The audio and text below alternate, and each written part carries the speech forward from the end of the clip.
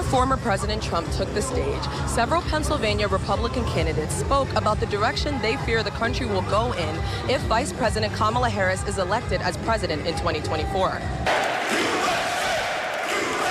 Thousands gathered at Saturday's rally to hear not just from the former president, but also several Pennsylvania Republican candidates who would like to see change in 2024 with the election of former President Trump and his running mate, JD Vance. The former president, now running against Vice President Kamala Harris after President Joe Biden dropped out of the presidential race, has left many Republicans questioning Harris's integrity and what direction she would lead the United States in. Congressman Dan Muser, who represents the 9th Congressional District, believes that the vice president is untrustworthy as she has changed her stance on several key issues, such as fracking and mandatory firearm confiscation. Clearly, she's not for secure borders. She was in charge of the border. The border's a disaster. She said she's going to ban fracking. Now she says she's not going to ban fracking. She said she was going to have mandatory firearm confiscation. Now she says not so much.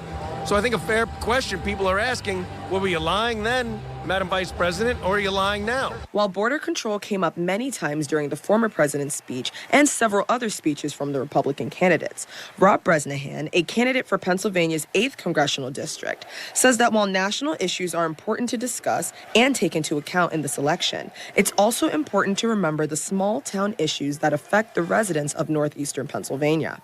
Listen, we need an economy that works. We need communities that are safe, and we need a border that's secure. Border security is national security. A big part of my campaign is bringing it back to the kitchen table issues. We have senior citizens deciding between prescription medication, heating their homes, and putting food in their refrigerator. At the end of it all, there's a lot of national issues, but we have to bring it back to home to people in northeastern Pennsylvania. Susan Garrity, the Pennsylvania state treasurer, says that with so many core Republican and conservative values on the line in this election, the most important message she wants people who attended Saturday's rally to take home with them is to get out and vote to protect those values. This is the most important election of our lifetime. Every election that goes by that we don't get things changed, that we don't get good conservative Republicans up and down the ballot into office, our state and our country gets closer and closer to being lost. Reporting from Wilkes-Barre, I'm Alicia Hercules with Fox 56 News, First at 10.